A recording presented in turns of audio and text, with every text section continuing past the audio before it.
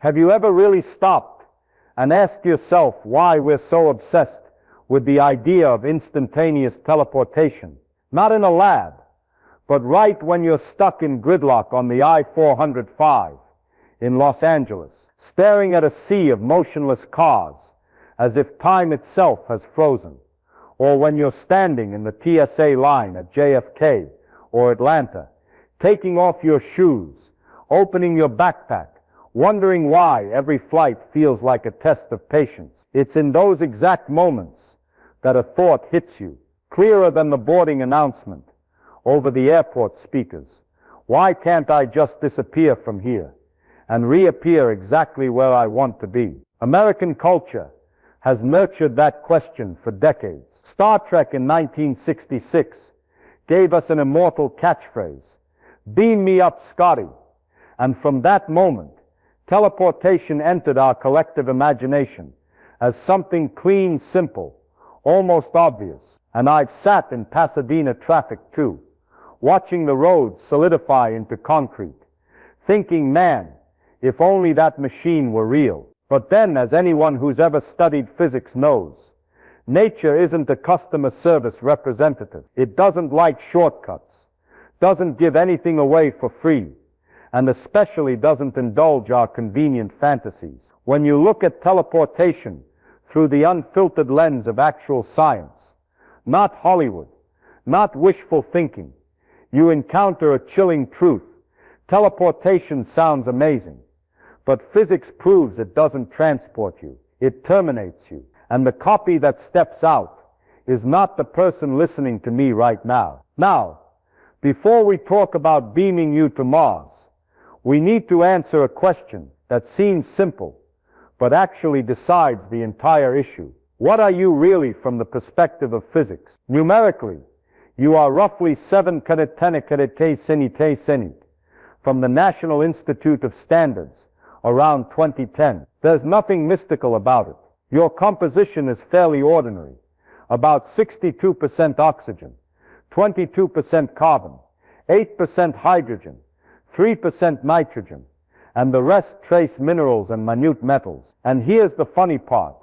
You're not special because of your atoms. Any meteorite that fell in Arizona in 2023 contains exactly those same atoms. What makes you you isn't the atoms themselves, but the way they're arranged, a delicate pattern sustained continuously from moment to moment. Now, if your goal is to leave Earth and set foot on Mars, you have exactly 2 options. Option 1, physically move your actual matter, the way we've done since the Saturn V in 1967, all the way to modern systems like SLS or SpaceX's Starship. You sit on top of a gigantic metal stack, burn hundreds of tons of propellant, and hope everything works as designed. Option 2, don't move your atoms at all. Just move the pattern. Scan your entire body, transmit the data across space, then reconstruct you at the destination. And that's precisely when physics steps in, taps you on the shoulder, and says you just chose real teleportation. And at the same time, that's when everything starts to fall apart. To understand why sending your pattern to Mars isn't an elegant technological trick, but a death sentence dressed up in sci-fi glamour, we have to go back to one of the most important laws quantum physics ever threw in humanity's face.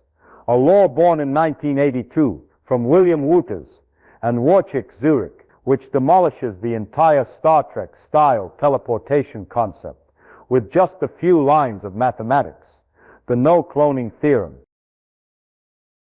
In the polite language of theoretical physics, it states that you cannot produce a perfect copy of an arbitrary quantum state.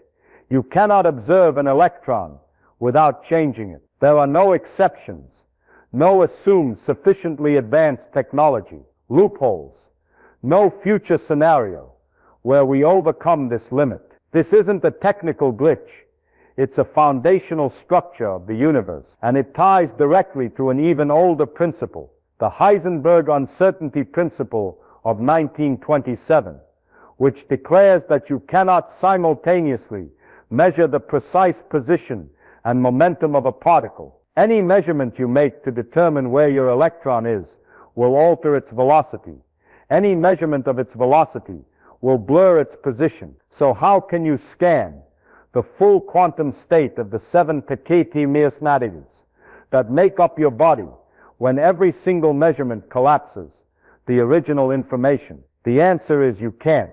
And no one, no technology, no future can change that unless you rewrite the laws of the universe itself. Take a simple example, a single photon qubit, a tiny system with only 2 possibilities, spin up or spin down. If you measure incorrectly even once, or perturb its polarization field by a few %, the initial wave function collapses immediately, and the state you were trying to copy no longer exists. If we can't perfectly copy even a single photon, how could you possibly scan the quantum state of trillions upon trillions of electrons, generating your thoughts, memories, emotions, and identity? And this is only the shallowest layer of the problem. A photon qubit can remain in a pure quantum state because it barely interacts with its environment. But your body is different. You are an enormous decoherence machine where every electron, every proton, every molecular vibration constantly interacts with light, heat, vibrations, magnetic fields, and even cosmic rays slamming into you every second. To reconstruct you, a teleportation machine wouldn't just need to scan each electron.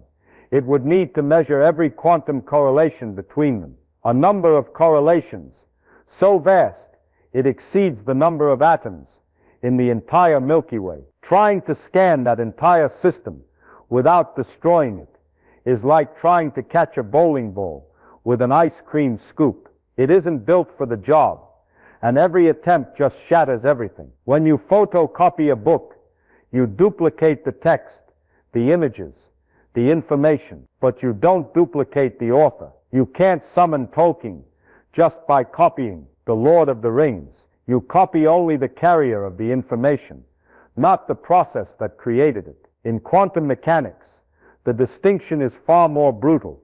You can't even copy the raw information in the first place. If you drop a book into a photocopier, you still keep the original. Quantum mechanics forbids that.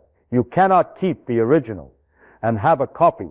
The measurement required to make the copy is precisely what destroys the original. So if you ask a teleportation machine to produce a perfect copy of you on Mars, that machine must, 1, completely destroy your original body, 2, measure the quantum state during the destruction, 3, compress the data into a signal, 4, transmit it at the speed of light, and 5, reconstruct you from an entirely unrelated pile of new atoms. Step 1 is not optional. It is a prerequisite. No destruction of the original, no accurate data, no copy. Hollywood may love to say otherwise, but physics doesn't care about the script. It only cares about the rules. If you try to scan your body's quantum state without destroying it, you get nothing. And if you destroy it, you die. End of story. There is no intermediate phase where you teleport. You don't go anywhere. You end at the starting point. A copy with your memories, your voice, your habits, even the mole on your left shoulder, appears on Mars and believes it is you. But that copy is merely a story, rewritten in new atoms. It is the guy who thinks he's you, not the person reading this right now. And all because the universe has one very simple rule, written in math on 2 pages. In 1982, you cannot copy a quantum state perfectly while preserving the original. Therefore, teleportation is not transportation. It is reconstruction. And to reconstruct something as complex as a human being, the universe demands one non-negotiable price. The original must disappear. And now if you're still clinging to a sliver of hope that okay, no cloning is no cloning, but maybe the future has some smarter, gentler, more delicate machine that can scan me without destroying me, Let me tell you exactly what a real teleportation scanner would have to do if it wants to recreate you with nature's level of fidelity. First, the data. Seth Lloyd at MIT once estimated that fully describing the quantum structure of a human requires roughly 10 T's of information. That number is so large that if you wrote it out on paper, the entire forest from California to Oregon would disappear before you finish the second line. But data is the easy part. The hard and lethal part is acquiring it. Because to record the quantum state of every electron in your 7 cavernous atoms, the machine must interact directly with every particle, every bond, every molecular vibration. And the only way physics allows you to see a quantum particle is by slamming it with a beam of high-energy radiation. This is no different from what I did at Caltech with accelerators. If you want to understand what a proton is doing, you fire electrons at it. If you want to know where a quark is, you fire photons at it. Every measurement is a collision. Every collision disrupts what you're trying to observe.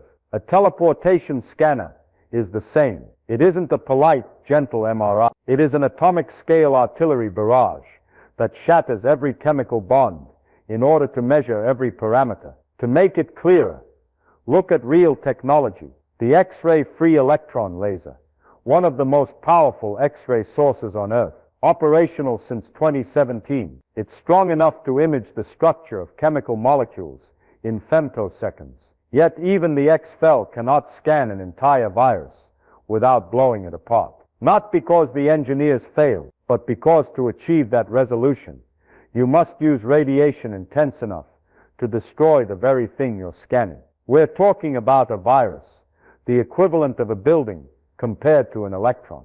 And you are a city of trillions upon trillions of buildings. A quantum scanner, accurate enough to read you, would be so powerful that you would no longer be you before the scan even finishes. And that brings us to the next stage, full body ionization. As the machine begins firing photons, electrons are knocked out of their orbits, atoms lose their bonds, molecules disintegrate into fragments. The process continues until your entire body no longer has the physical form you recognize. You become a plasma, a material heated to 20,000 degrees Celsius, where atoms are stripped of their electrons, just like what happens in the core of a lightning bolt or inside a nuclear explosion chamber, except this process is carried out in a controlled manner. Controlled here only means it destroys you in sequence, not randomly.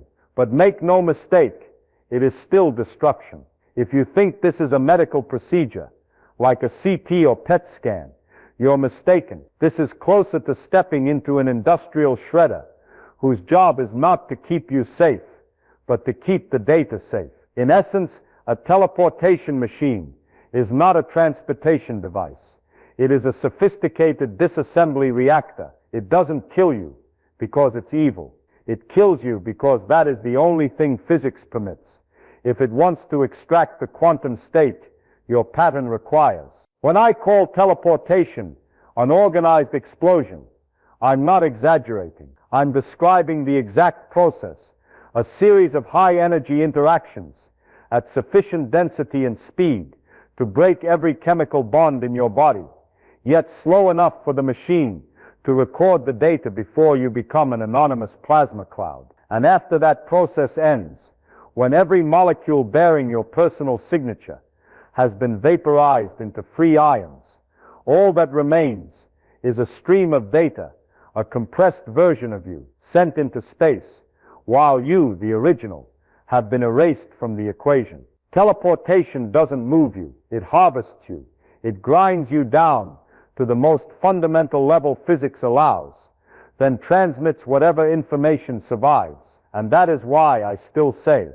teleportation is not a technology of the future. It is a funeral rite for the original matter, cloaked in friendly phrases like beam me up. So when people talk about teleportation as a way to go from New York to Mars in the blink of an eye, the first thing I want you to stop and ask is not how fast it is, but a simple, almost childlike question that cuts sharper than any equation: who is doing the going? Because if it isn't you making the journey, then the journey has no meaning. And when we place teleportation under the harsh light of physics, you'll see a truth you may never have considered.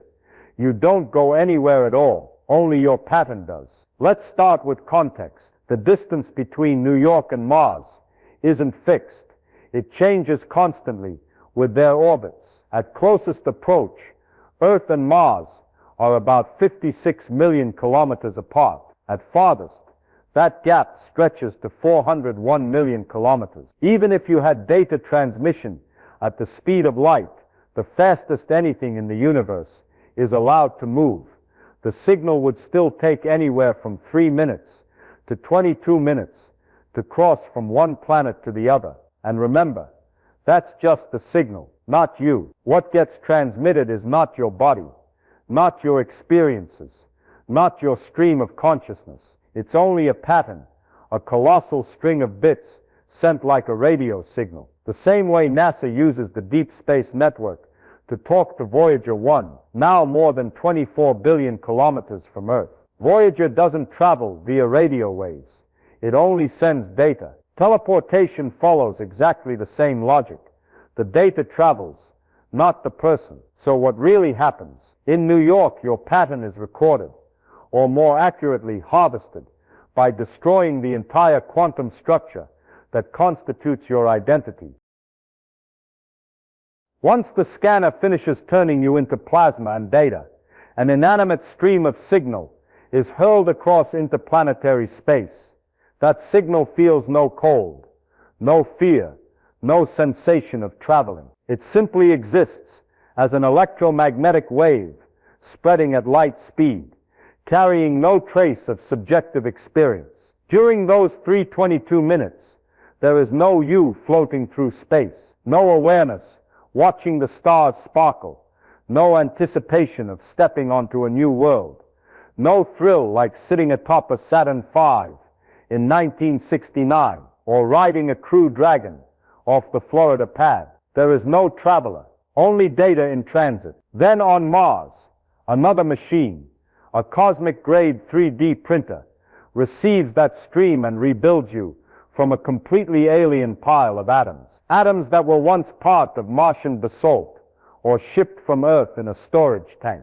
The copy steps out, breathes the thin CO5 atmosphere of Mars, gazes at the orange sky, and says, "I made it." But that isn't your sentence. It's the sentence of a new entity, a new being who believes he is you. And who could blame him? He has your memories, your habits, your voice, and to a terrifying degree, he will swear he is you. But you, the original, did not travel with him. What you need to understand is this: a journey is not merely a change in spatial coordinates. If it were only about changing position, throwing a rock down the street would count as travel. For a human being, a journey is continuity, an unbroken chain of experience, from the moment you begin to the moment you arrive. If that chain is severed, your journey ends. And teleportation severs it perfectly, precisely, mercilessly, more cruelly than natural death, because natural death still gives you a process. Teleportation does not. It switches you off like a light bulb and switches on another bulb somewhere else. That new bulb may shine with exactly the same light as the old one, but it is not a continuation of the light. It is a new light beginning. I've told my students at Caltech this thousands of times. If there is no continuity, then you are not the one who went. No matter how far that copy travels, no matter how many times it touches the red soil of Mars, no matter how many selfies it sends back with Olympus Mons in the background, none of that makes the journey yours. And if it isn't yours, then teleportation is not travel. It is merely a highly sophisticated data distribution system, a way to send a description of you to another place, rebuild you in new atoms, and pretend it's you continuing to live. Teleportation doesn't take you anywhere. It sends a story about you to a distant planet and leaves you the original, terminated at the point of departure. Of course, to fully understand why the person who appears on the other side of the teleport chamber can never be you, we have to step out of the cold technical layer of physics and enter the place where three seemingly unrelated fields, philosophy of mind, neuroscience, and quantum mechanics, suddenly converge and all point to the same conclusion. You are not your atoms. You are the continuous stream of experience. This isn't a poetic idea. It's a logical conclusion drawn from the data. Philosopher Derek Parfit shook philosophy in 1984 when he demonstrated that personal identity has nothing to do with matter because matter changes constantly. It also doesn't depend on memory because memory can be copied. Identity only exists when continuity of consciousness, the uninterrupted stream of awareness, is maintained. When continuity breaks, you disappear, even if someone else possesses every single one of your memories. Parfit proposed a famous thought experiment. If I create two perfect copies of you, which one is you? Both have your memories, your voice, your habits, your emotions. Both look at you and say, I am the original. But only one truth holds. Neither is you, because if identity could be duplicated, it would no longer be identity. It would become a label stuck on anyone who carries your data. And if you cannot choose between copy hash 1 and copy hash 2, you also cannot regard the teleportation copy as you continuing to live. You can only regard him as a new person who begins with old data. But philosophy isn't the only evidence. To see it more clearly, we must look at the actual human brain. In the 1960s, 1980s, neuroscientist Roger Sperry studied split-brain patients in whom the corpus callosum, the bridge between the two cerebral hemispheres, was severed to treat severe epilepsy. It seemed like a minor physical intervention, but the results stunned the world. Two independent streams of consciousness appeared within the same body. One hand would write one sentence, while the other wrote something different. One eye saw an image that the other half of the brain had no knowledge of. One hand tried to put on a shirt, while the other tried to pull it off. Two wills, two centers of awareness, two selves inside the same skull. So where does identity reside? If identity were in the matter, why would cutting a strip of nerve fibers split it in two? If identity were in memory, why do both hemispheres have memories but do not share experiences? The clear answer: identity resides in continuity, in the unified stream of consciousness. When continuity splits in two, you split in two. When continuity ends, you end. And when continuity is replaced by a new stream, even one that is identical to the old one, identity does not carry over. This is the crucial reason teleportation cannot preserve you. The person reconstructed at the destination does not continue your stream of consciousness. He initiates a new stream of consciousness, loaded with data copied from the old one. He may call your mother by the correct name, remember the dish you loved at age 12, recount the story you told in 2014, but he did not experience any of those things. He is merely programmed to believe he did. Teleportation is not a process of transporting consciousness. It is a process of replacing consciousness. The subtle horror of teleportation lies in the fact that the copy does not know he is a copy. He does not say, I am a newly created person. He says, I have arrived on Mars. Imagine you have a laptop that contains all your data. If I copy the hard drive to another laptop, the new laptop has every file, every document, every photo, every email of yours. It can continue the work you left unfinished, but you did not move into that laptop. And if I destroy the original laptop, the one you own, the new laptop does not become you continuing. It is only a backup. A teleportation copy is the same. He is not you transported. He is a backup booted up. Now let's return to the most important point. If two independent consciousnesses can exist, and both believe they are you, as in Sperry's experiments, or Parfit's thought experiment, then neither is truly you. The moment identity can be divided, uniqueness vanishes, and identity only exists when continuity cannot be divided. Teleportation, in its physical structure, does not maintain continuity. It erases continuity. It does not move you elsewhere. It ends you and replaces you with a new mind that has no idea it happened. That is why this truth matters more than any special effect in Star Trek. The person who appears on the other side is not you, cannot be you, will never be you. He is someone else, someone very much like you, utterly convincing in the role of you, but only continuing a story that you are no longer alive to tell. And this is the moment when physics, neuroscience, and your everyday intuition all say the same thing in unison. What you call I is not in the atoms, not in the memories, but in continuity of consciousness, the unbroken, uninterrupted stream of awareness. For me, this is not some vague philosophical concept. It is the foundation for understanding one's own existence. Imagine it this way.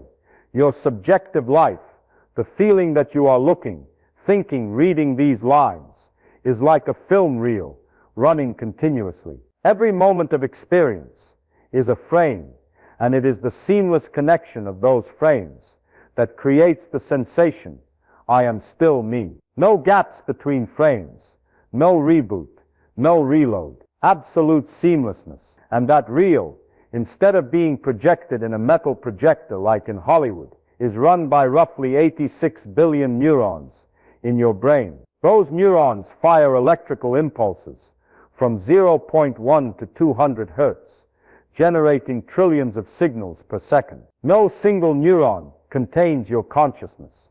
Consciousness is the real-time operating pattern of the entire system. That is why you cannot simply copy brain data and call it you. Copying a still photograph of the film reel does not create the running film. You are not the frames. You are the running of the frames. And here is the crucial point that many people misunderstand. Activity is continuous, while data is not. Data can be copied, stored, transmitted. Activity cannot. Activity exists only while the actual process is occurring on a single physical substrate. When activity stops completely, not sleep, not anesthesia, but total cessation, then consciousness ends absolutely. Continuity shatters into fragments, and fragments cannot be reassembled into me. Sleep does not break continuity because the brain continues to operate in the background. In deep sleep, the brain merely changes its mode of activity. It never drops to zero. Even under general anesthesia, the brain maintains oscillatory loops that sustain baseline activity structure. But teleportation requires something no biological state can survive. Total halting of neural activity in order to record your pattern. And as you saw in the previous part, for the scanner to access the quantum level, it must destroy every electrochemical state in every neuron, every synaptic connection, every molecular structure. That means your entire 86 billion neurons will be ionized, disintegrated, collapsing the entire activity network.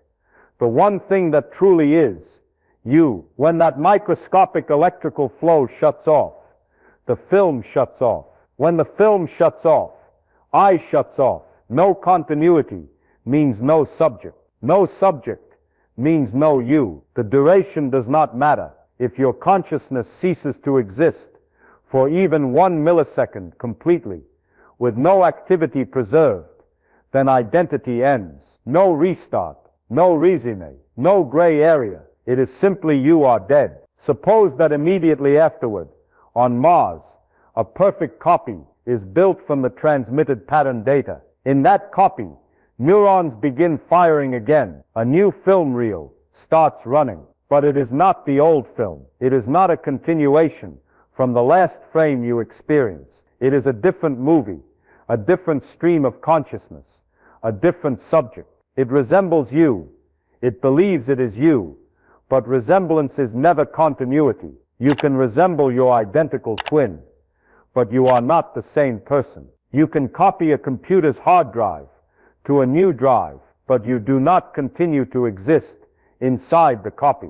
A teleportation copy is merely a person booted up with borrowed memories, like an actor who begins reciting your lines after you have already left the stage. I often tell my students, teleportation does not transfer your film reel. It turns off your film and turns on another film that looks identical. That is hard physical truth. You cannot transfer a running process.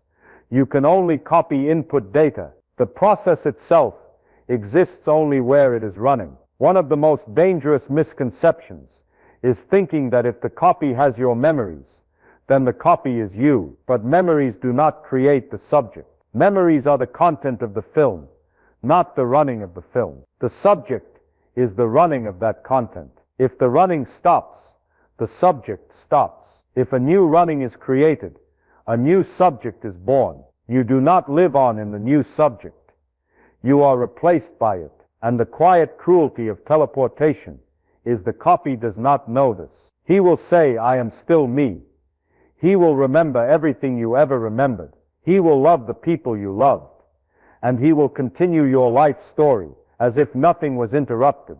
But that is only initialized memory, not maintained continuity. There is no bridge connecting the old subject to the new subject, no wire pulling your consciousness to the other side. Only one process dying and another process being born, wearing your face. If you accept that, you must accept one truth. Teleportation is not travel. It is a birth and death mechanism. It kills you and births a copy. And because continuity of consciousness is the only thing that defines you, the only thing that cannot be replaced, cannot be copied, cannot be reconstructed by any technology, teleportation can never transport you anywhere. It can only end you the instant you step into the machine. So if you ask me what is the most precious thing a human possesses, I will not say it is the physical brain, not memories, not the body. I will say the most precious thing you possess is continuity, the single film reel you are watching from the inside. Once that reel is cut, no universe, no law, no machine can ever bring you back. Teleportation does not destroy your body first. It destroys your continuity first. And that is the real death.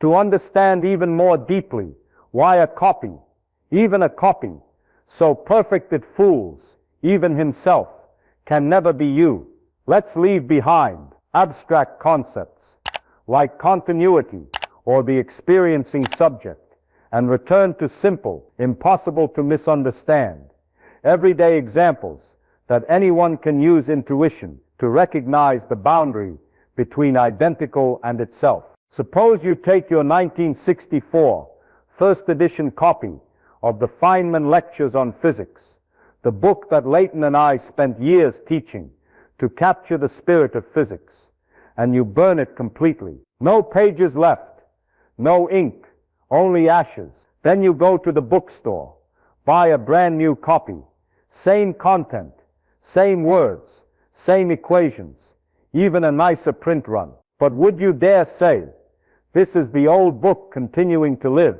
No one says that, because the continuity of the old book has been destroyed. The new one is merely a new entity, carrying copied content. No one thinks books have souls.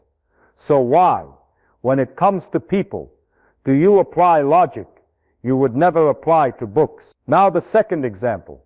One of the famous cloning stories of the past decade, when MIT in 2018 created a complete clone of a dog using cloning technology. They produced an animal identical in every way, from genes to fur color, even somewhat similar temperament. But the crucial point, the new dog did not continue the life of the old dog. It did not wake up, remembering the first time it played with the rubber ball, did not recognize its owner, did not feel attached to the old family. It simply began a new life with the old biological configuration, but an entirely new stream of experience. A perfect copy does not carry the continuity of the original.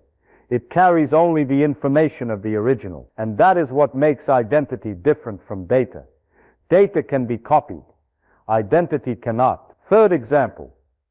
Email. You send a multi-megabyte PDF file. A single tiny error, just one bit flipped from 0 to 1 among millions, can corrupt the entire file. A formula disappears. Strange characters appear. Code stops running. One wrong bit is enough to collapse the whole structure. Yet the human pattern contains roughly 10 bits, and teleportation doesn't just risk flipping one bit. It destroys every bit of the original during the scan, then replaces them only with a new copy. If a single error ruins a file, then completely destroying the original in teleportation cannot possibly be called you continuing to live. You cannot believe that erasing and recreating is a process of preserving identity. It is only the process of manufacturing a new entity supplied with data resembling you. This is when we must face the most important thing. The copy has no subjective continuity, no exclusive first person I am experiencing myself right now. Identity is not description.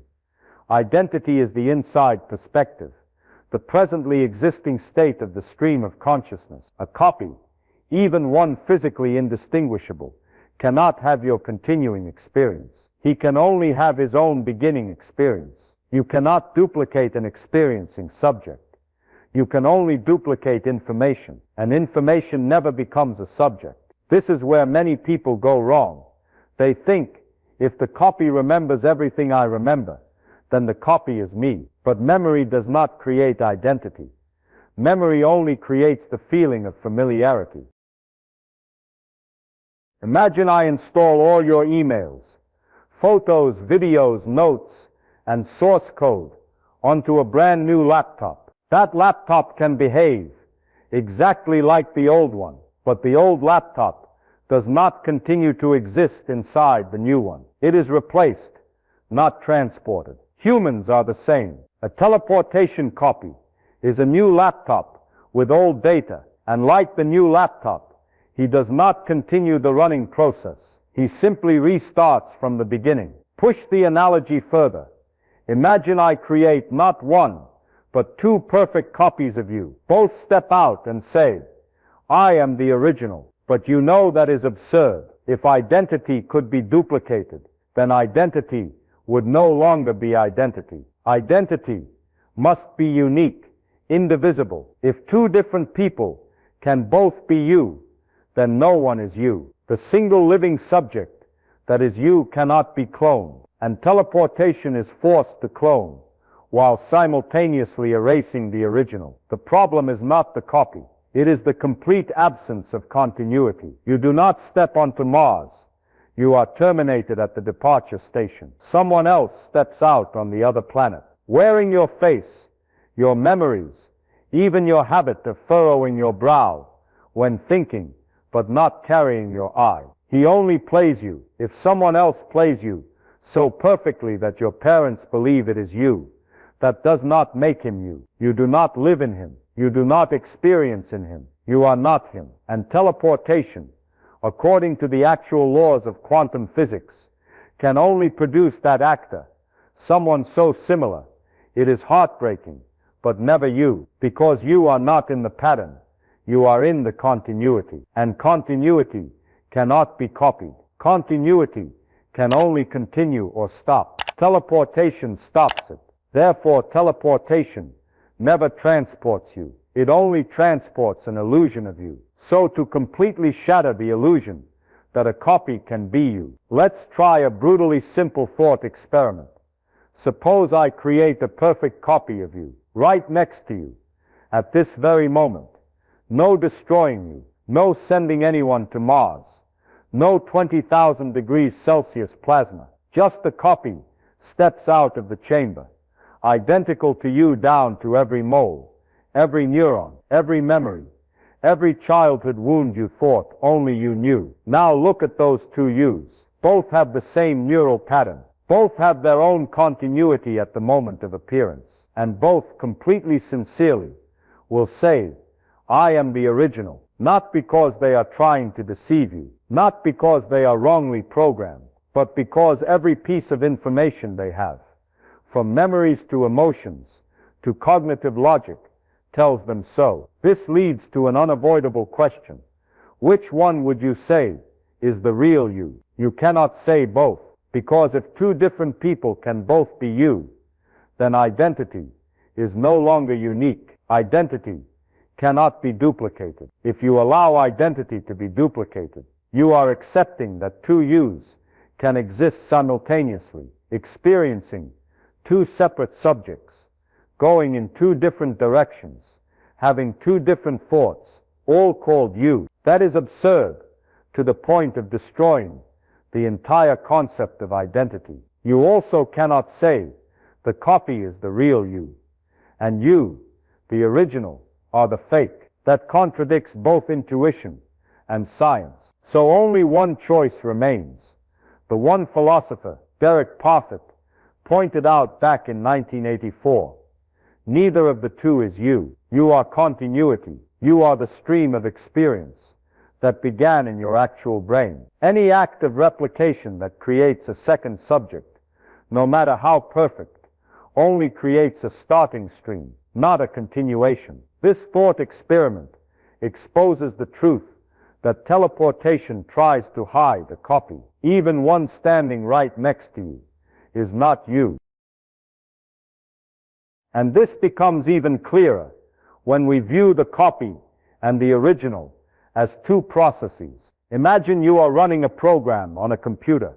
If you clone the program to another machine and run it, the new program may execute every line of code, every variable, correctly.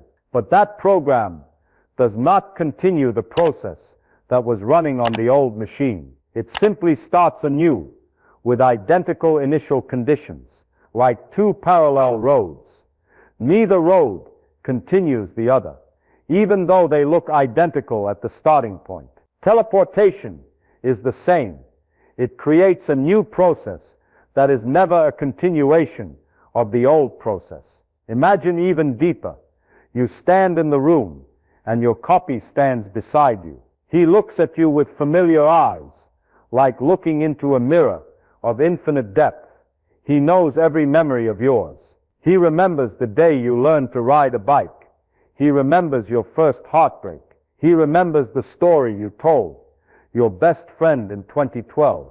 But he did not experience any of those things. He was created with completed memories, just as when you read a novel and know the character lived the whole life before, but you are not the one who lived that life.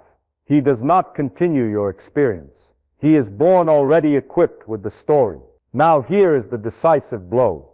The original still exists. You are still standing there, with continuity intact. The copy stands beside you, with new continuity. If teleportation transported you, the original would have to vanish. But in this thought experiment, the original does not vanish. Therefore, the copy is not you, simply because you are still here. This completely destroys the notion that teleportation transports you. If teleportation truly transported you, it could not create a copy without destroying you. If it creates a copy while you still exist, then teleportation does not transport, it duplicates. And if teleportation duplicates, then the copy is never you, because your continuity was never moved anywhere. It remains with the original. That is why physics says teleportation equals sign death. Not death because the body is destroyed, but death because continuity is not transmitted. Continuity cannot be copied. It can only continue or stop. If teleportation creates a second person, but you, the original, still exist, then you went nowhere. The copy does not continue you. He simply begins as an independent stream of consciousness. If teleportation destroys you to avoid the two of you situation, then you die, and the copy cannot be you, because identity cannot jump to a new subject. No matter which version teleportation chooses, killing or not killing the original, your identity is never transported.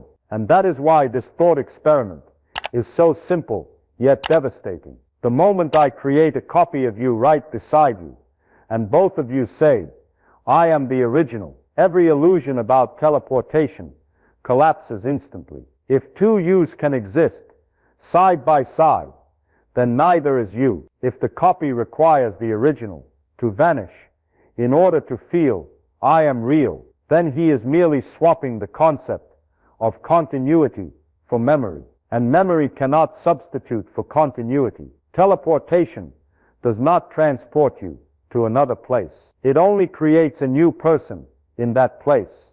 A person wearing your face, your story, but not carrying the one physical soul you ever possessed. Your own continuous stream of consciousness.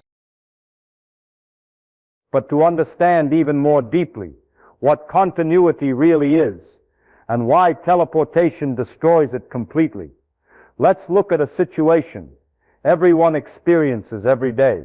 Sleep. Many people hear the argument about continuity and counter, but when I sleep deeply, I have no consciousness. I disappear for hours and then come back. So why isn't sleep considered a natural form of teleportation? It sounds reasonable, but that's only because you haven't looked deeply enough into your own brain during sleep. When you enter the deepest stage of sleep, stage N3, also known as slow wave sleep, your frontal lobes reduce activity by 70–80%, and the regions responsible for higher cognition essentially go silent. You have no coherent thoughts, no clear awareness, no inner narrative. From a subjective point of view, you disappear. But here's what matters. Your brain never stops functioning. It merely changes its mode of operation. Neurons are still firing, but in slow, synchronized patterns. Synapses still maintain their structure. Functional networks are preserved in a kind of standby warehouse mode. Your pattern is not destroyed. It is only temporarily inaccessible to consciousness. In other words, you do not disappear. You only turn off the lobby lights while the entire building remains intact. And this is the huge foundational difference between sleep and teleportation. In sleep, your brain does not reset. In teleportation, your brain is erased down to the atomic level. Even in the deepest sleep, you never reach zero activity. Oscillatory patterns persist. Delta waves of 0.5, 4 Hertz are maintained. Those oscillations preserve your continuity intact, even when you don't feel yourself existing. That's why, when you wake up, you don't ask, who is the person who just woke up? You simply return to your own film reel, as if someone briefly lowered the curtain and then raised it again. No reboot, no new copy, no replacement, only uninterrupted continuity. But in teleportation, everything is completely different. The scanner must break your material pattern, ionize tissue, disassemble molecules, measure every electron through high-energy interactions. During that process, no neuron maintains any meaningful activity. Everything is wiped clean. No synapses, no membrane potentials, no capacity to generate the film reel anymore. And when that structure is destroyed, continuity is severed permanently. You are not like someone sleeping. You are like a TV with its plug pulled out. And the copy that wakes up on Mars is not like you waking up after sleep. It is like a brand new TV being plugged in and turned on, playing back an old program from a copied data file. Consider one more key point. During sleep, your body remains your body. The atoms in your brain are not scrambled into plasma. The synaptic network is not pulverized into ash and rebuilt from different atoms. You retain the exact physical structure that underpins your continuity. Teleportation completely shatters that material integrity. It is not turning off the lights temporarily. It is demolishing the house and building an identical new one. The new house may be nicer, cleaner, less moldy, but it is not the old house, and you do not live in it.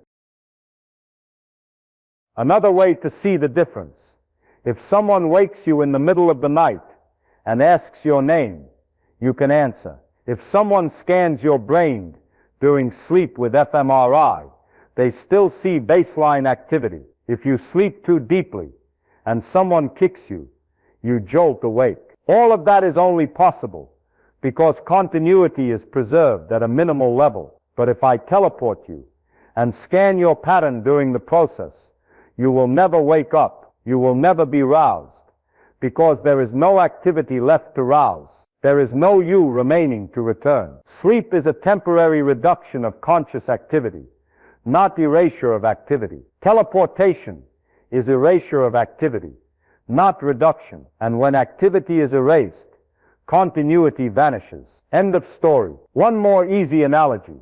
Sleep is like pausing a movie. Teleportation is like burning the original disk and copying it onto a new disk. The new disk may contain identical frames, but is the running movie continuing? No, it starts over. Your identity does not lie in the movie's content. It lies in the continuation of the projection itself, and that continuation cannot be broken and still preserve you. So the next time someone says, sleep also involves loss of consciousness, teleportation also involves loss of consciousness. So what's the difference? Remember this: sleep does not destroy the pattern. Teleportation does. Sleep maintains continuity. Teleportation severs continuity. Sleep brings you back. Teleportation never returns you.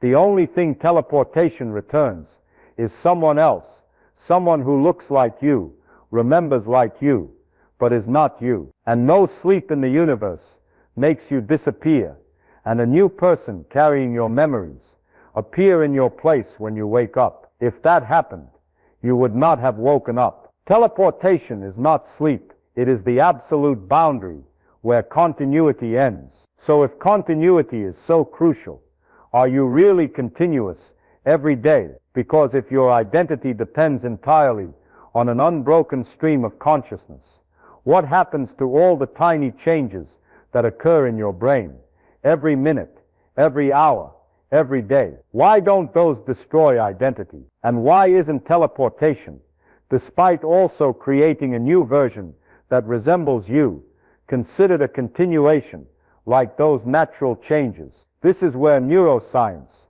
answers very clearly. You change constantly, but you are never reset. And that is precisely what keeps you you. First, consider methylation, a key biochemical process that regulates gene expression in brain cells. Studies over the past decade show that methylation levels in the human brain can shift by 1-3% per day, meaning which genes are turned on or off, and how much protein is produced changes significantly. If you look at that process purely from a data perspective, you might think, wow, so every day I'm a completely new person. But in reality, no. Those changes do not reset the entire system.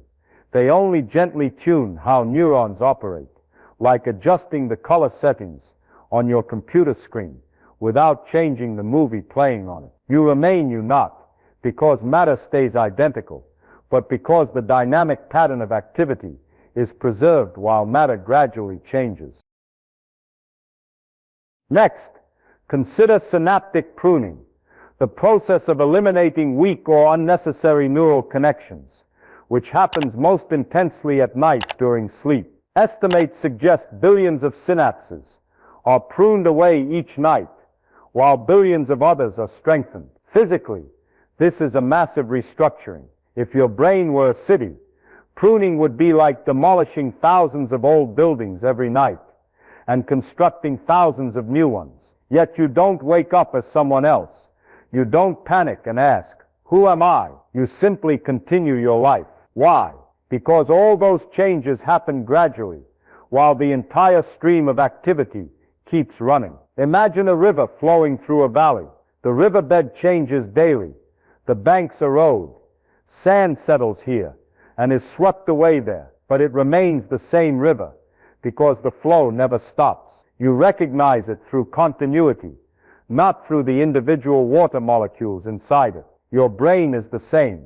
It changes constantly, but it never stops to change. The key lies in exactly that point. Methylation alters gene structure. Pruning alters synaptic connections. Proteins are degraded and resynthesized. Sodium and potassium ions constantly flow across cell membranes. But through all of it, the dynamic pattern of consciousness is never fully halted. Neural activity continues across nights, across days, across wakefulness and drowsiness, across stress and relaxation, across learning and forgetting. There is never a moment when the entire brain resets, because if it reset, continuity would end. And if continuity ended, identity would end. This brings us to the decisive difference between natural brain changes and teleportation. Nature changes vertically.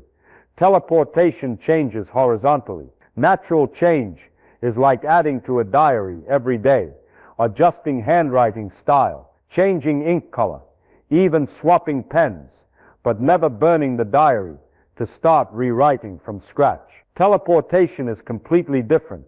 It burns the original diary completely, then prints a beautiful photocopy of the last page and declares, "Here is the diary continuing." But the new diary doesn't continue anything. It merely resembles the old one, and resemblance is not continuity. Neuroscience gives us one more fascinating truth. Even though neurons die daily and synapses are constantly restructured, the activity of the neural network never drops to zero. You never fully switch off. If you fully switched off, you would not come back as yourself. You would not continue. You would begin. That is the difference between living and being recreated. Now place teleportation on the same graph. When the teleport machine scans you, it doesn't just shift methylation by 3% per day, doesn't just prune a few billion synapses and rebuild them. It doesn't edit gradually. It erases the entire pattern, destroys the activity of every neuron, ionizes brain tissue, measures quantum states during destruction. It puts the brain into a state no living creature has ever experienced. Activity equals sign 0. No neural network, no potentials, no delta, theta, alpha, or gamma oscillations preserved. At the neuroscientific level, this is not change. This is erasure. And erasure is death. Not the biological death we usually think of, but the death of the experiencing subject. The instant continuity is cut. You cease. Even if the body remains intact, even if memories remain intact, even if a perfect copy is printed on Mars a minute later, you no longer exist to set foot on Mars. You no longer exist to continue your film reel. The copy is not your continuation. It is merely a successor, born from your data to replace you, not to transport you. Nature changes you bit by bit and keeps continuity intact. Teleportation resets you entirely, and continuity vanishes. And when continuity vanishes, there is one truth no one can escape. You die the moment teleportation begins. What remains? Your data file, your memories, your cellular recipe is only enough to create someone who resembles you, but is not you. Just as no matter how beautiful a photograph is, it cannot become the real person. A perfect copy cannot become the subject it was copied from, because the subject is not information. The subject is continuity, and teleportation, by its very physical structure, cannot carry continuity anywhere. It can only destroy it. If I accept that consciousness is interrupted during sleep, then why can't I accept interruption during teleportation? It sounds reasonable. It sounds like we're being unfair to teleportation, just because it feels scarier. But when you look at the absolute difference between the two phenomena, you'll see that question is like asking, if I accept stepping down a staircase safely, why can't I accept jumping off a 200-meter cliff? Both are changes in height, but their nature is completely different. Neuroscience calls this difference gradient versus abrupt discontinuity, gradual change versus sudden break. Sleep is gradient. Consciousness fades, Brain structure remains intact. Electrical activity decreases, but never disappears completely. Synapses maintain physical continuity. Neural networks do not reset. Teleportation is abrupt discontinuity. Brain activity is not merely reduced. It is erased entirely. The material substrate of continuity is destroyed. The pattern is completely dismantled. Then a new pattern is rebuilt from different atoms. In sleep, you do not switch off. You merely shift to a different operating mode, like a computer moving from high performance to power-saving mode. All neural signatures, oscillations, synaptic weights, protein channels, preserve continuity. Your brain never enters a state of zero dynamics, and that non-zero state is precisely why you wake up still as you. But teleportation is not reduction of activity.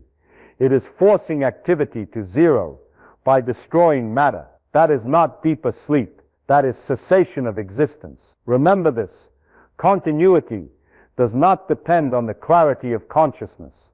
Continuity depends on the uninterrupted existence of the structure that generates consciousness. You can forget, you can dream, you can lose your sense of time, but as long as the brain continues to operate within a single physical system, continuity remains. Teleportation, on the other hand, destroys that very system. Imagine this.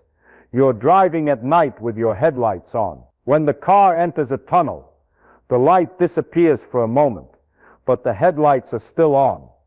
That is sleep. Teleportation is as if you removed the entire bulb, smashed it into glass powder, then installed a new bulb in the car, and said, "This light is still the old light." No, it isn't. It is a new light, even if it shines the same color. Another way to see it more clearly: sleep does not erase your timeline. It only hides part of the timeline. When you wake up, that timeline continues running. Teleportation does not hide your timeline. It cuts your timeline. And when your timeline is cut, you no longer have a timeline. When you say, "I slept," and don't remember anything, that means consciousness temporarily could not access content, but the mechanism generating consciousness remained continuous. When you say, "I teleported," and remember everything, that means a new consciousness was constructed from old content, but continuity is gone.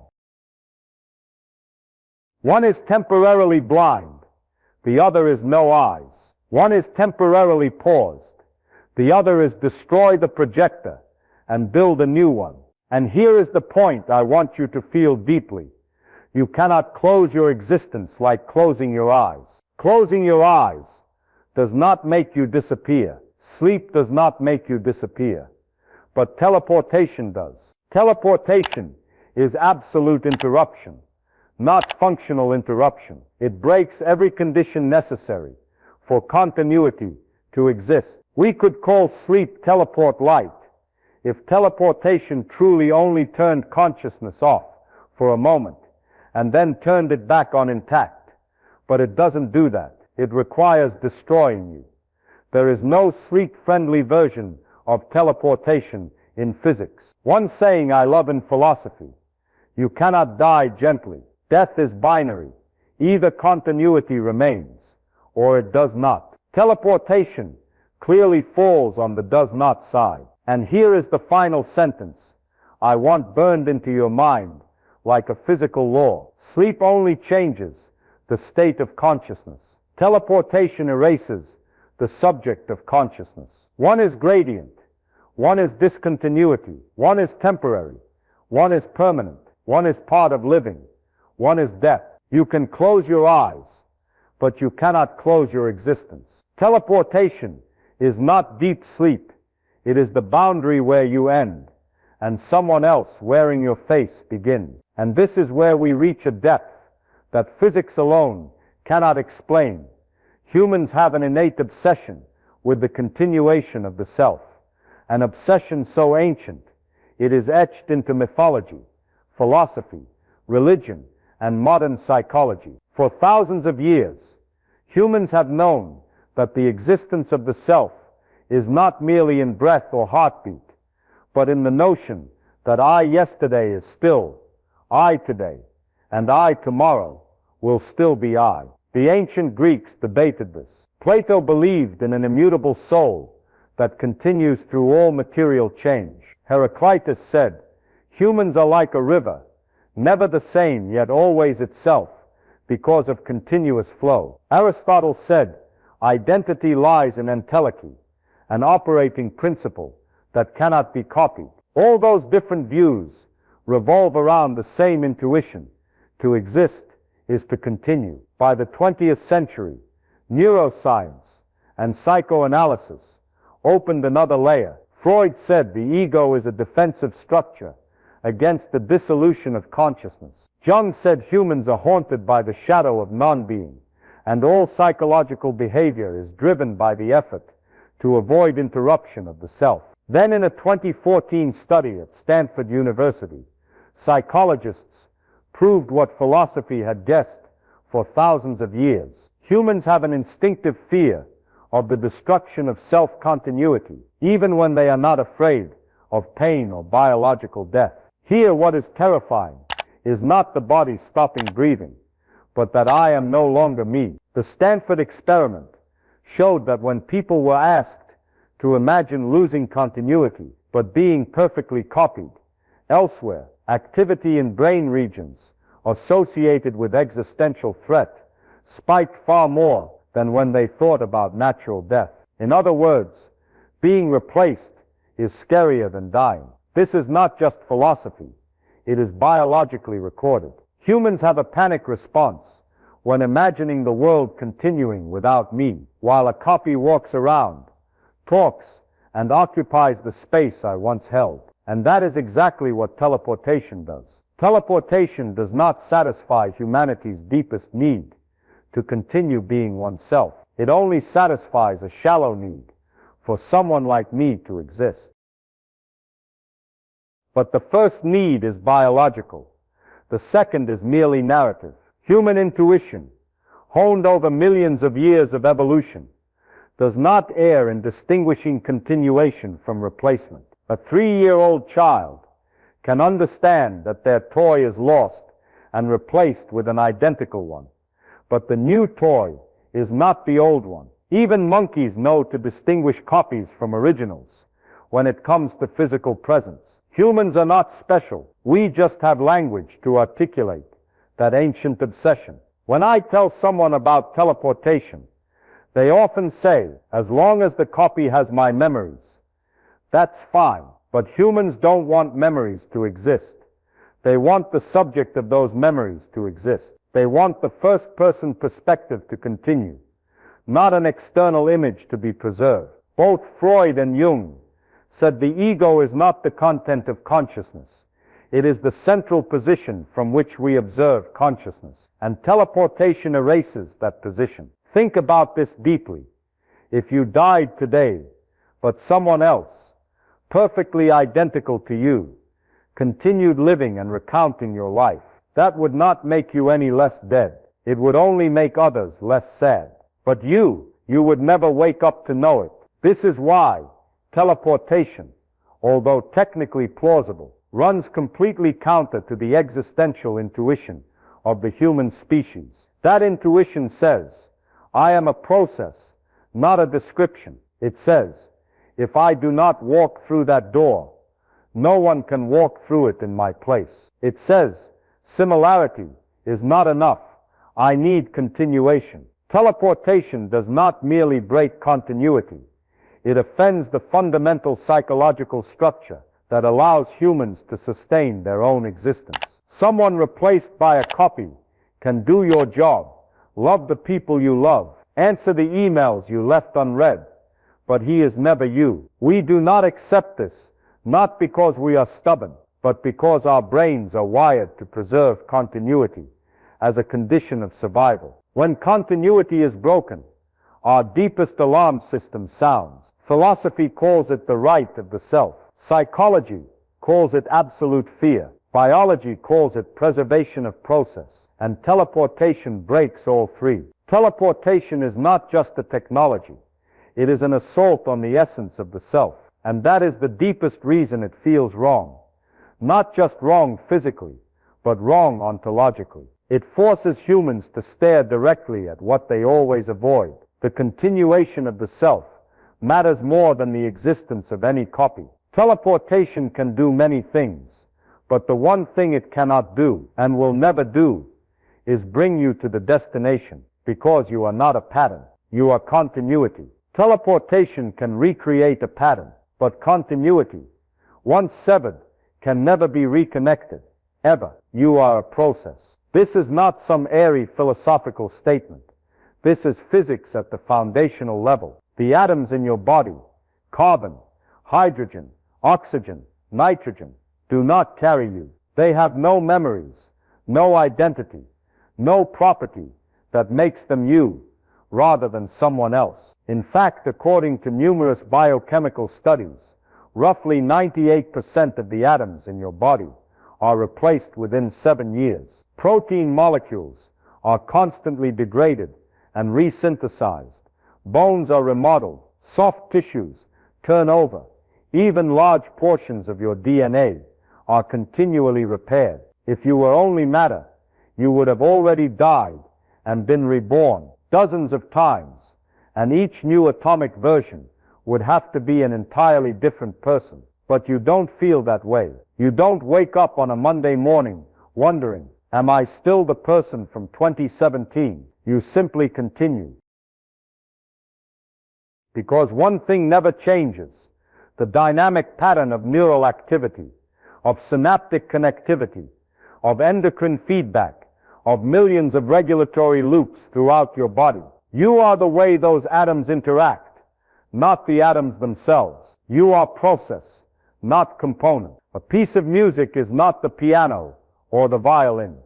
It is the sequence of vibrations over time. If you replace the instrument, the music remains the same, as long as the process that produces it is not interrupted. But if you destroy that process and restart a new one, even if it is identical, that is a different piece of music. Humans operate on exactly this principle. When you feel I am still me, what you are sensing is not the permanence of matter, but the continuity of the operating process. Everything else is just props. And this is precisely where teleportation destroys you perfectly, not because it replaces old atoms with new ones. That happens naturally every day. Not because it alters molecular configurations. Your brain does that every time you learn a new word. Teleportation destroys you because it destroys the process. Your process, the continuous running of 86 billion neurons, is halted abruptly, completely irreversibly. It is not weakened, not slowed, not merely perturbed. It is wiped blank.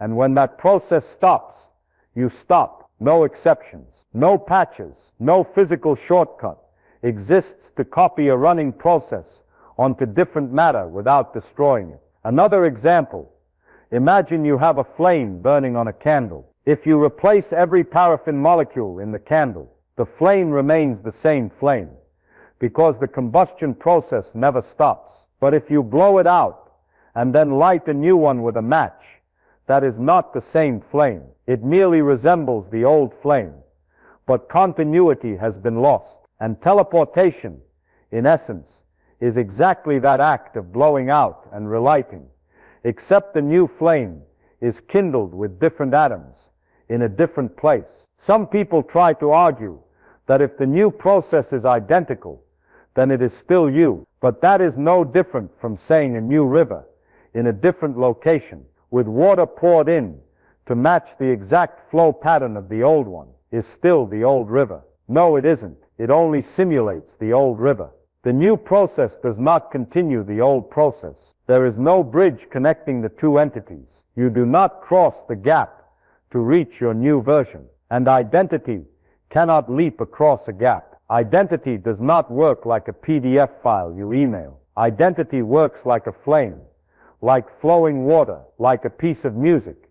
Stop, and it is gone. And teleportation, no matter how beautiful it looks on screen, is simply a fancy way of saying, we stop the old process and initialize a new one. The new person may recite your biography without missing a single word, may smile your smile, may remember the people you once loved, but the process inside him is not the process that was inside you. And because you are not in the matter, only in the process, destroying the process equals sign, destroying you. Even if your copy is walking on Mars, looking back toward Earth and saying, I made it here, that sentence has nothing to do with the person reading these lines right now. If your process does not continue, you do not continue. Teleportation does not move your process anywhere. It only erases this process and creates a different one. So when I say you are not matter, that is not philosophical consolation.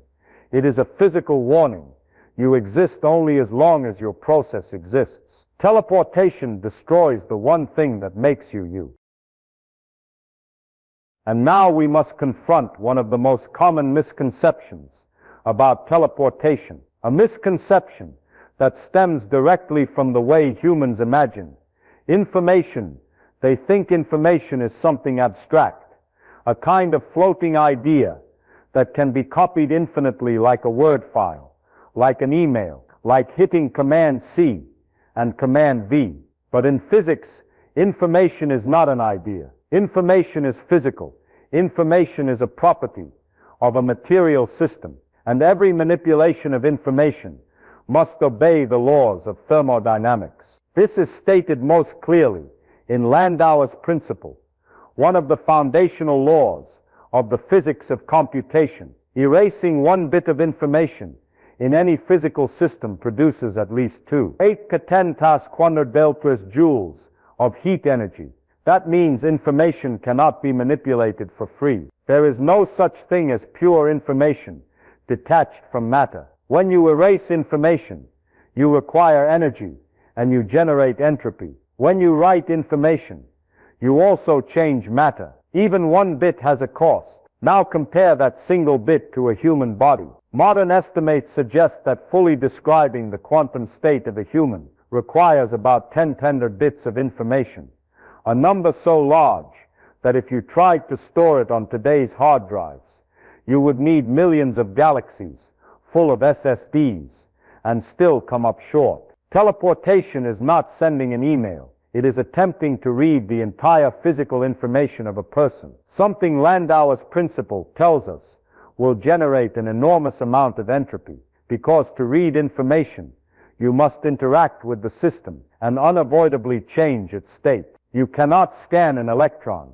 without altering it. You cannot know a spin precisely without collapsing its superposition. You cannot measure the quantum state of 10 bits without smashing the very thing you are trying to recreate. This is not a technical problem.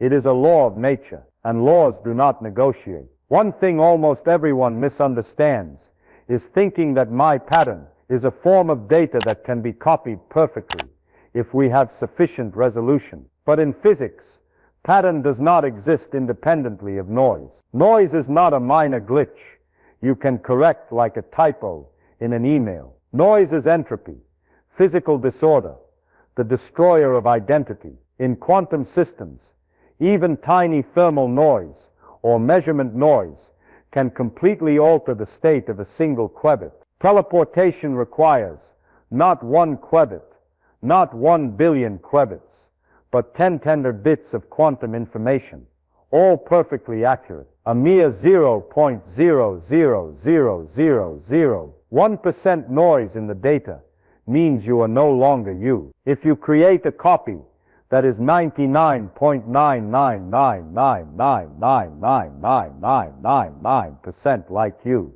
that person is not almost you. He is someone else. Identity does not operate in percentages. It operates in continuity. And continuity cannot tolerate any noise. You cannot have me 80%. You cannot have identity slightly different. In computational reality, when a file is corrupted by 1 bit, it can become completely unrecognizable. Music turns to noise. Images turn to colored stripes. Programs turn to garbage. And that is just 1 bit in a few million bits. Your body has 10 bits. Teleportation does not merely corrupt 1 bit. It erases the original, scans over the entire system with noise layered on top, then claims it will recreate you exactly as before. This is not just naive. It contradicts physics. Moreover, Landauer's principle states that every information processing operation increases the entropy of the universe. When you attempt to read a person's pattern, you are irreversibly injecting noise into the system. You cannot read without destroying the old state. So what is teleportation? It is a measurement of 10th interval bits. And according to the laws of physics, measurement is destruction. Information cannot be copied cleanly without breaking the original system state. Identity equals sign pattern, plus continuity, plus integrity of the state. Teleportation destroys all three. It destroys pattern through noise, destroys continuity through death, destroys integrity through material ionization. Every romantic idea that we can scan ourselves, upload consciousness, or send our pattern across space slams into the immovable wall of entropy. Information is physical. Physics does not care about your desires. Physics does not care about your hopes. Physics does not care that you want to reach Mars in 3 minutes instead of 9 months. Physics cares only about what is true. You cannot erase a person and expect that person to continue existing in a copy. If teleportation is about transmitting your information, then that very information must pay the price in entropy. Entropy destroys pattern. Pattern, loss, identity, lost. And when identity is lost, the copy can never be you, even if the pattern is reconstructed so beautifully that it fools the entire universe. Teleportation tries to turn a human into an email, but an email has no continuity. An email has no subject. An email has no I. You do. And that is why teleportation can never take you anywhere. It cannot preserve pattern, cannot preserve continuity, cannot defeat entropy. Everything else is just sugar-coated science fiction. In real physics, the situation is simple. Teleportation equals sign noise, plus entropy, plus pattern loss, equals sign you lost. Quantum teleportation is the topic that confuses people the most, because they hear the word teleportation in quantum physics and assume science has actually found a way to move humans like in Star Trek. But quantum teleportation has nothing to do with moving matter, moving people, or reconstructing bodies elsewhere. It is a technique for transmitting a quantum state, a tiny piece of information from system A to system B, without any copying. Everything began in 1993, when Bennett, Brassard, Crépeau, Josa, Perez, and Wouters published a groundbreaking paper. They proved that if two particles are already quantum entangled, you can teleport the quantum state of one particle to the other by performing a Bell measurement and sending two classical bits of information. The crucial point, quantum teleportation does not move the particle. It only forces the destination particle to assume the state of the original, while simultaneously destroying the original state, a perfect demonstration of the no-cloning theorem.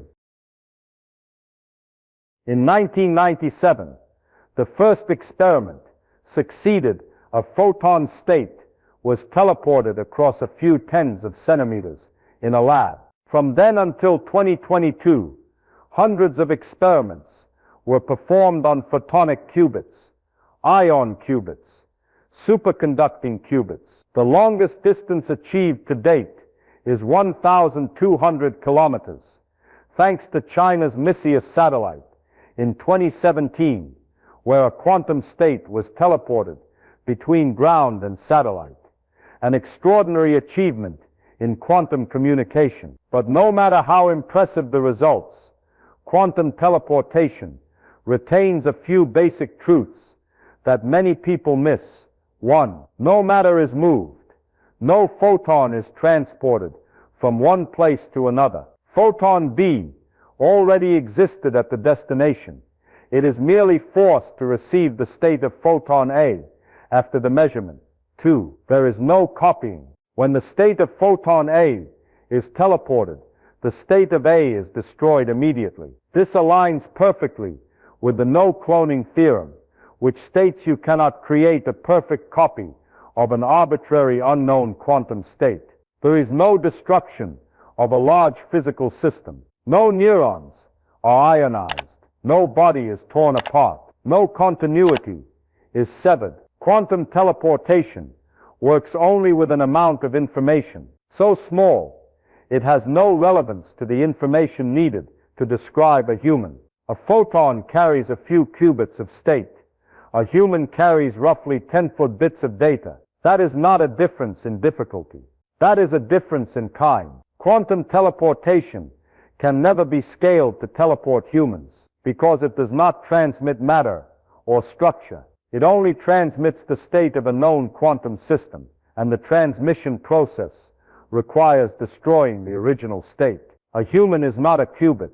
A human cannot be forced into a two-level system to apply the same protocol. Even if we ignore the impossible information theoretic requirements, quantum teleportation requires a pre-existing material copy of you at the destination to receive the new state, meaning you would need a copy body already there before teleportation can occur. That is absurd from the start. Quantum teleportation does not move matter, does not move structure, and does not create new people. It is a beautiful mathematical protocol that uses entanglement for secure information transfer. You can teleport the spin of an electron, the polarization of a photon, the state of a trapped ion, but no one teleports a cockroach, a virus, or even a complex molecule. No one teleports physical particles in the science fiction sense. Star Trek teleportation violates physics. Quantum teleportation does not, but the two have nothing to do with each other. One is state transmission, the other is destruction, followed by reconstruction of an entire person. Once you understand this, the hope that someday we will teleport humans the way we teleport qubits becomes naive. It is like saying, since we can send text messages, surely one day we will send an entire city over radio waves. Quantum teleportation does not kill anyone because it never touches a biological system. But for exactly that reason, it also never takes you anywhere. It is merely a tool in the field of quantum communication. Nothing more, nothing less. Every vision that human teleportation is based on quantum teleportation is a confusion between two definitions that do not belong to the same category. A human is not an isolated quantum state. A human is a continuous process, a 10,000 binary dented pattern, the continuity of billions of neurons, and no quantum protocol ever invented from now until the end of time can transmit all of that without destroying you. Quantum teleportation proves one thing: information can be transmitted without copying and without moving matter. But it also proves that humans cannot be teleported this way, because a human is not a small state. A human is a running process, and any full measurement intended to read that process will kill the process before it can be recreated. Quantum teleportation works with qubits, but will never work with you, not because we don't have enough technology yet, but because you are a completely different kind of physical system. A qubit is an extremely simple quantum system. It has exactly two state levels and a very small number of parameters to describe, a vector in a two-dimensional Hilbert space. A human is the opposite. You are a macroscopic system comprising roughly 7 quintillions and 10 to the third atoms, with trillions upon trillions of interactions occurring every microsecond, each interaction embedded in thorough environmental decoherence. A qubit can be kept isolated in an ultra-cold vacuum chamber, or in an ion-trapped crystal, or in a superconductor at 15 millikelvin. But you cannot be placed in such a chamber and survive. You do not exist as a pure quantum state. You are a vast network of decohered states, meaning most of the delicate quantum information has already been washed out by the environment the moment it formed. This is not a flaw of biology. It is how the universe works. Decoherence is why the macroscopic world is stable, and it is also why qubits can be transmitted while you never can. A qubit requires a few parameters to describe its state. A human requires roughly 10 to 1000 bits, and that is still a modest estimate. Every atom in your brain has spin, position, momentum, phase, bonding, excitation, state. Every molecule has shape, charge, electron distribution. To recreate you perfectly enough that identity is not destroyed. No information can be omitted, no matter how small, because even a tiny deviation creates a different subject. But physics says the quantum information of a complex system like you cannot be measured without destroying it. Not only because of the no cloning theorem, but because of decoherence. Your quantum states are continuously overwritten by the environment. The cosmic microwave background at 2.725 K, air molecules, photons, thermal vibrations. Each time that happens, the universe imprints noise onto you and spreads your quantum information into the environment. Teleporting a qubit succeeds because we can isolate a qubit from the environment and extend its decoherence time to microseconds, milliseconds, even seconds in specialized systems. But a human has a decoherence time on the order of 10 to 1000 seconds, meaning delicate quantum states are destroyed so quickly they barely exist long enough to be scanned. You are not a stationary qubit. You are a thermodynamic quantum storm, churning with 10 to 1000 interactions per second, and decoherence so strong that any measurement is destruction. So what happens if we try to teleport you? First, you would have to measure your entire state at the quantum level. This violates the Heisenberg principle. You cannot know both position and momentum precisely at the same time. It also violates the no cloning theorem. You must destroy the state to measure it. A person cannot be teleported without being destroyed during the measurement. That is instantaneous death. Then you would have to transmit 10 bits across space. The fastest speed physics allows is the speed of light, yet cosmic background noise and quantum noise will corrupt the signal exponentially. In classical communication, bits can be error corrected. In identity communication, one wrong bit creates a different person, and cosmic noise does not flip just one bit. It flips trillions upon trillions along the path. In other words, identity cannot be transmitted across the universe without being ruined by noise. Even if you lived in the year 3000 with information processing technology far beyond today, you still could not break this barrier because it is not a technological limit. It is a physical limit. Remember, entropy always increases. Any signal you send through space suffers decoherence and background noise. A qubit can be teleported because its information is tiny, and we can control the state with Bell measurements and entanglement. A human cannot be teleported because your information is not only complex, but physically entangled with the surrounding universe, impossible to isolate like a qubit. Simple example, you touch a finger to a tabletop. In that instant, hundreds of billions of particle events occur. Electron exchange, photon reflection, mechanical vibration. Your state has already spread into the environment. Teleportation requires separating you from the environment to measure your state, but that cannot be done with a living being. You are not just a pattern inside your body. You are a pattern coupled to the environment at every scale. Any attempt to isolate you is equivalent to killing you before teleportation can happen. Add one more reality.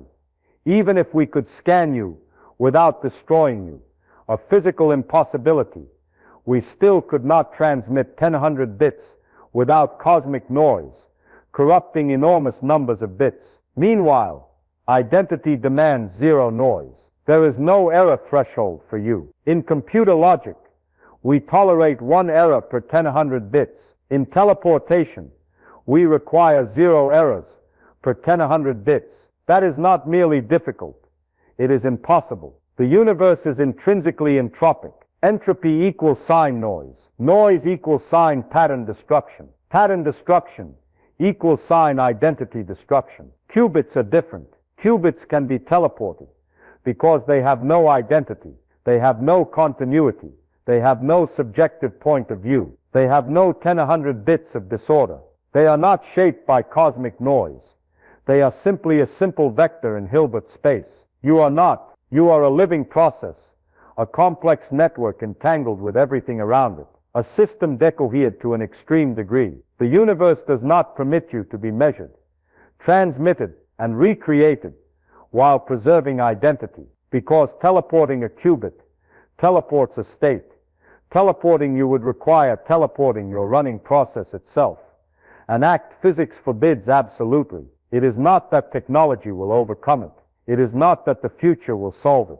This is the rule of the universe. And the rule is very clear. Qubits can be teleported. You never will be. The universe is far more beautiful when we accept that it was not built to cater to anyone's wishes, and certainly not to fit the comforting stories humans invent to console themselves. I've said this my entire life. Reality does not care about your feelings, but that very indifference is what makes it beautiful. Humans always want a universe in which consciousness can be stored like a PDF file, sent across space like email, die temporarily, and then come back to life in a copy, as if upgrading to a new device. But that's what we want, not what the universe permits. When you look at the laws of nature, the no cloning theorem, entropy, decoherence, continuity of consciousness, the physical nature of information, you see there is no room for the beautiful sci-fi stories we write for ourselves. And the strange thing is, that very lack of indulgence makes the universe more astonishing, because nature isn't trying to make things difficult for us.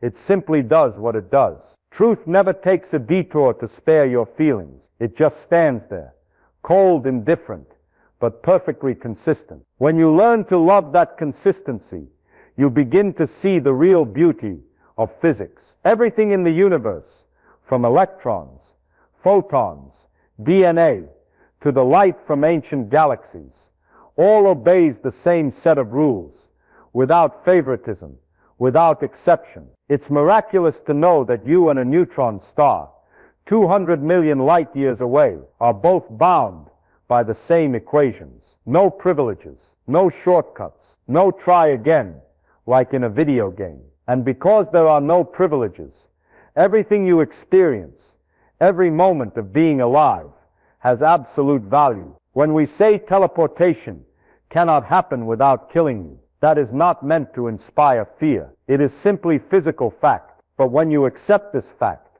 you open an entirely new perspective.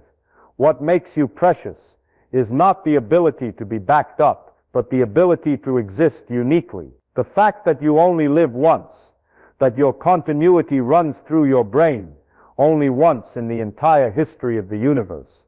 That is what makes your life worth treasuring. Humans sometimes wish for a softer, more flexible universe that would allow things like teleportation to work without consequences. But if the universe were like that, it would no longer be the universe we know. It would be a stage for magic, not nature. And I have always believed that real nature, with all its stubbornness and rigor, is more beautiful than any magic. Scientific thinking is not about ruining dreams. It is about replacing false dreams with deeper truths. When you look reality straight in the eye, even when it tells you that teleportation kills you, you do not lose the beauty of hope. You simply redirect hope towards something truer, more real. For example, you may not be able to teleport yourself to Mars in 2 seconds, but you can build a real ship and travel there in 6 months, experiencing every moment, every engine vibration, every red sunset on that planet with your actual eyes. That is infinitely more beautiful than rebooting, a copy that looks like you but is not you. When you understand that nature is not optimized for human convenience, but is always open to human exploration, you start to see something wonderful. Every physical limit is a confirmation that the universe is consistent. That very consistency is what allows us to understand it. And when you understand, you become part of that beauty. I have always loved truth, even when it disappoints people, because that disappointment pulls you out of hazy illusions and places you in a deeper, wider, more meaningful reality. The universe does not need to change to fit your desires. What you need is to learn to see it as it is and realize that its true nature is beautiful enough, majestic enough, astonishing enough, without any added magic. Teleportation kills you. Maybe that makes you a little sad, but it is also the universe's way of reminding you that real existence is the only gift you have, and it is fragile, unique, uncopyable, untransmittable. Not because the universe is stingy, but because that is how the structure of reality operates. And in that structure, your value does not lie in being storable.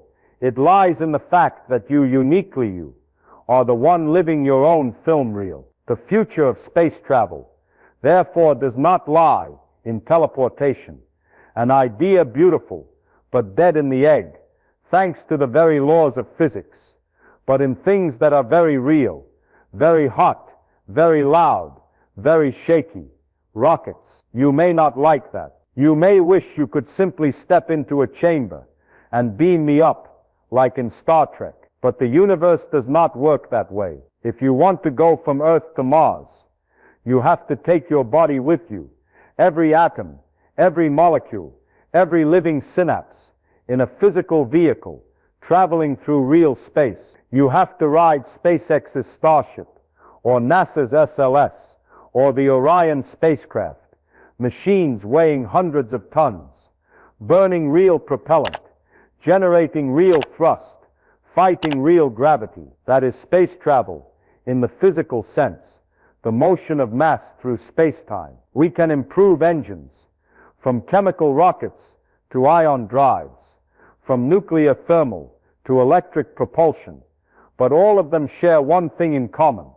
They move real matter, not patterns, not data, and that is precisely why they preserve your continuity intact. Teleportation cannot do that, even in imagination, not because we lack the technology, but because it violates the informational structure of the universe. But that does not mean the future of space travel is any less exciting. Look at Starship, the 120-meter-tall machine Elon Musk is building to carry 100 people to Mars. Look at Orion testing around the moon in the Artemis mission. Look at SLS, the most powerful rocket humans have ever launched. These machines do not pretend to defy physics.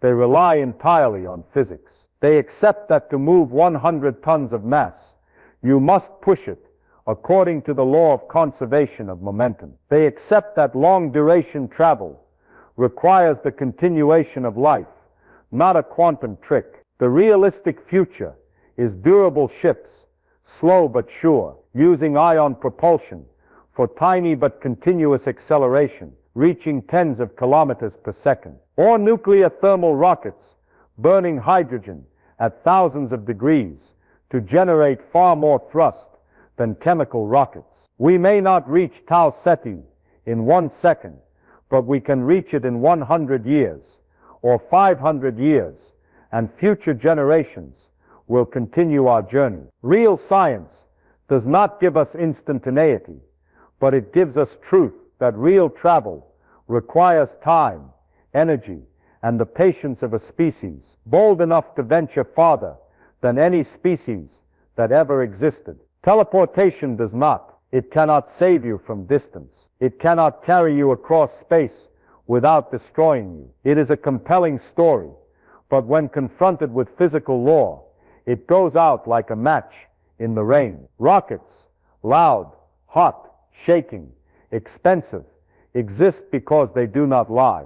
They do exactly what nature permits, take you, intact, continuity unbroken, across the horizons of life, to another world. The future of space travel is not a revolution that breaks the laws, but a proud expansion of those very laws. And if you love the universe, you will love its ruthless honesty too. The road to the stars is not a teleport button. It is a real journey by real humans in real ships.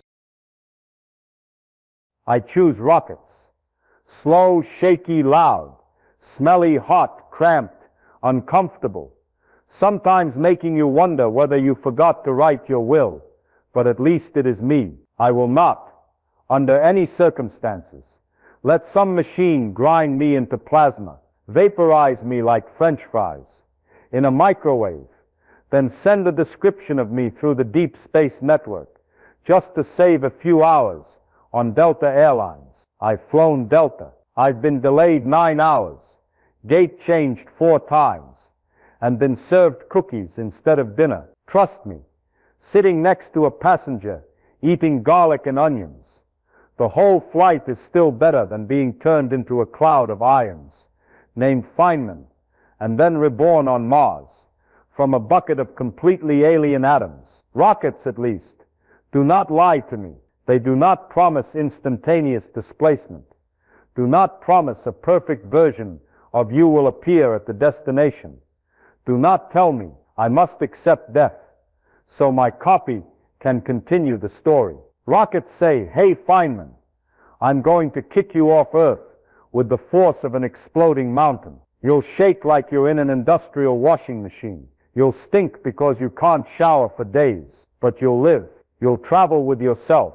Your continuity will remain intact. And I, a person who prefers truth over illusion, choose that. People often dream of space travel as something clean, quiet, magical, but real travel smells like burning propellant, sounds like engines roaring like demons, feels like G-forces pressing your chest until you have to remind yourself to breathe.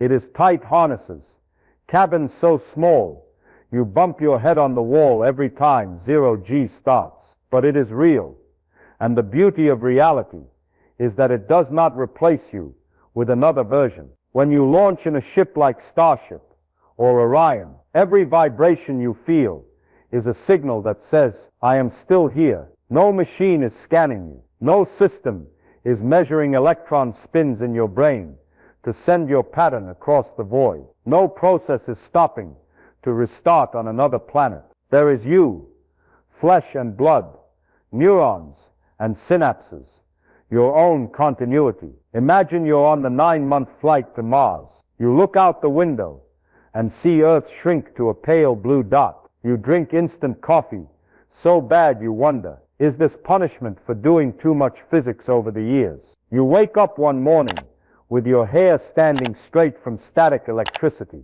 You grumble when the water recycling system makes your coffee taste like hot plastic. All of it, every discomfort, every laugh, every beauty, is you experiencing it. No one experiences it in your place. Space travel by rocket is an affirmation that you want to go there yourself with the single consciousness you will ever have in this life. Teleportation does not give you that, because teleportation never takes you anywhere. It only sends your pattern, erases you, then builds someone else to play your role. I don't want a new person looking at Mars as red soil and saying, I'm seeing it. If the one saying that sentence has no continuity with the mind sitting here, speaking here, existing in this moment, then he is not me. He is only an imposter legally permitted by the universe to operate. Rockets are different. They smell, they roar, they shake, they can make you vomit into your helmet. But they have the single most important advantage. They let the real you reach where you want to go. If I ever reach Mars, assuming I live long enough, I want to know that when I step onto that surface, the shadow cast on the ground is my shadow, not a copy's. I want to know the feeling of red dust sticking to my boots is the feeling my own neural process is recording. I want continuity, not copy. I want existence, not recreation. So I choose rocket, because rocket, with all its roughness and inconvenience, respects the laws of physics and respects you. Teleportation does not. Rockets take you where you want to go. Teleportation replaces you with someone else and says everything is fine. But I'm not the kind of person who signs a contract with fine print that reads original will be destroyed. No refund. I have spent my life asking nature what it does, not what it should do. Nature does not give teleportation. It gives rockets. And I gladly accept the right to be shaken, noisy, smelly, as long as it is me, whole, original, not duplicated, setting foot where I want to go. And in the end, after all the arguments, examples, qubits, neutrons, rockets, plasma, entropy, and every trick physics throws at us, only one truth remains worth taking home. Continuity is the only real possession you have in this entire universe. Not your body, because atoms change. Not your memories, because they can be copied. Not your pattern, because patterns can be rebuilt. The only thing that cannot be duplicated, cannot be restored, cannot be transmitted, cannot be replaced, is the continuous stream of experience that only you see from the inside. That is you. That is what gives this life meaning. And when I say teleportation kills you, I am not speaking out of fear. I am speaking out of truth. Because as I once said, nature cannot be fooled. And if you try to fool it, it will take back from you the most precious thing, your own experience. You can fool everyone. Fool the copy. Fool yourself with cute stories that I will live on in the pattern. But nature does not play that game. It knows where continuity is. And when continuity stops, you stop. That, far from being sad, is a marvelous reminder that living is unique. Every moment you have is a moment only you have. And that is a greater gift than any teleportation magic humans have ever imagined. In the next part, I want to take you on a different journey. Do you truly have free will? Or is every choice merely the consequence of atoms colliding? But that is a story for another time. Hit subscribe so you don't miss the next physics adventures with me. See you in the next lecture, as long as I don't accidentally step into a teleport machine.